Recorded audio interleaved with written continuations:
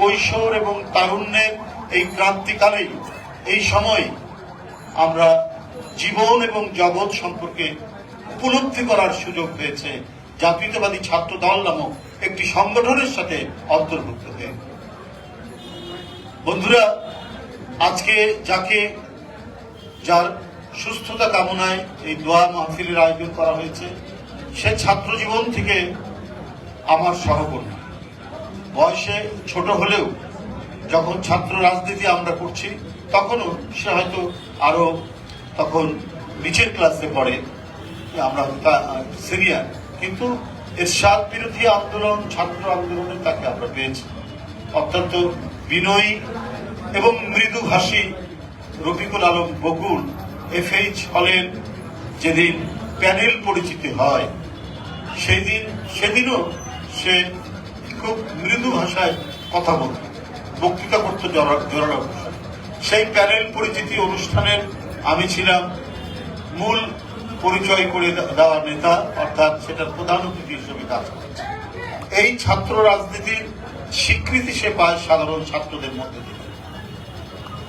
FH হলের VP Ashfaq এবং বকুল যখন নির্বাচিত হয়, সেই প্যানেল পরিচিতি করিয়েছিলাম আমি, এবং যেটি পথ বেয়ে আজকে রফিকুল আলম বকুল বিএনপির ছাত্র বিষয়ক সম্পাদক এবং আশফাক ঢাকা জেলার প্রেসিডেন্ট। তো সেই বকুলকে আমরা চিনি, জানি, এবং হৃদয়ের যে মিথস্ক্রিয়া, এই ইন্টারাকশন তখন থেকেই আমি দেখে আসছি। আজকে বাংলাদেশের তরুণ সমাজের প্রতিনিধিত্বকারী একটি শক্তিশালী সংগঠনকে সে অভিভাবকত্ব দান করছে। সে তাদেরকে নিয়ে তাদের কর্মকাণ্ড বিভিন্ন বিষয়ে সে তার পরামর্শ দিয়ে যাচ্ছে, এবং আমি গর্বের সাথে বলতে পারি যে রফিকুল আলম বকুলের রফিকুল ইসলাম বকুলের তার যে পরামর্শদাতা হিসাবে, ছাত্রদলের সে একজন অভিভাবক হিসাবে এই যেভাবে সে গড়ে তুলেছে, সেই ক্ষেত্রে জাতীয়তাবাদী ছাত্র দল রাকিব এবং নাসিরের নেতৃত্বে একটি চমৎকার, সুন্দর, স্বচ্ছ এবং মানুষের কাছে অহংকার করে বলার মতো একটি ছাত্র সংগঠনে পরিণত হয়েছে বলে আমি বিশ্বাস।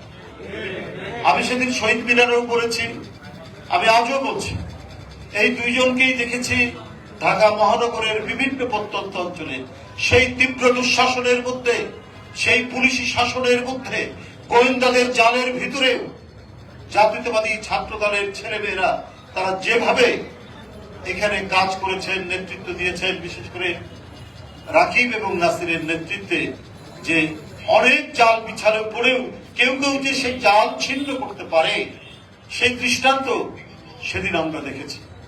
সুতরাং সামনে হয়তো আরো অনেক বাধা আসতে পারে, সামনে হয়তো নানা ধরনের আমাদের চক্রান্ত এবং ষড়যন্ত্রের গভীর খাত তৈরি হতে পারে, কিন্তু আমার বিশ্বাস সেই খাত হাত ধরে পার করে দেওয়ার মতো তারুণ্যের শক্তি নিহিত আছে জাতীয়তাবাদী ছাত্র দলের মধ্যে।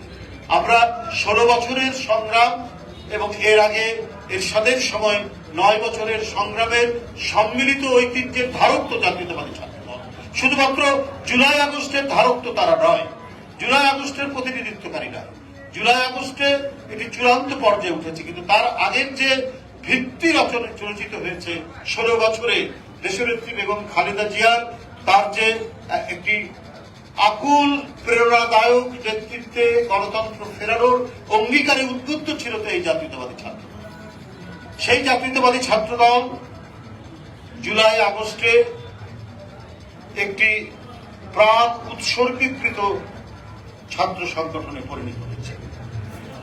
142 জন ছেলে মাত্র 1 মাসের মধ্যে যারা নিজেদের জীবন উৎসর্গ করতে পারে, সেই সংগঠনকে দমিয়ে রাখা, তাদের বিরুদ্ধে মিথ্যাচার করা, তাদের বিরুদ্ধে অপবাদ দেওয়া, তাদের বিরুদ্ধে কুৎসা রটিয়ে কোন লাভ হবে না।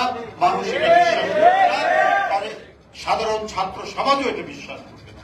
তবে আমি বলবো তোমরা এগিয়ে যাবে, কারণ তোমাদের সাথে রফিকুল ইসলাম বকুলের মতো একজন বড় ভাই তোমাদেরকে সাহচর্য দিচ্ছে, তোমাদেরকে পরামর্শ দিচ্ছে এবং তোমাদেরকে এগিয়ে যাওয়ার জন্য তাগিদ দিচ্ছে। সুতরাং সেই ছাত্র সংগঠন সামনে যাই আসুক, যে প্রতিদ্বন্দ্বিতায় আসুক, সকল প্রতিদ্বন্দ্বিতায় তারা উত্তীর্ণ হতে পারবে বলে আমি দৃঢ়ভাবে বিশ্বাস করি। আমি রফিকুল ইসলাম বকুলের আশু সুস্থতা কামনা করছি। এই মুহূর্তে অত্যন্ত জরুরি তার সুস্থ হয়ে দলের নেতৃত্ব দেওয়া এবং জাতীয়তাবাদী ছাত্র দলকে সঠিক পথ নির্দেশনা দেওয়া। এই কারণে দ্রুত গতিতে আল্লাহর কাছে আমাদের প্রার্থনা, আল্লাহ যেন দ্রুত গতিতে তার আরোগ্য দান করেন।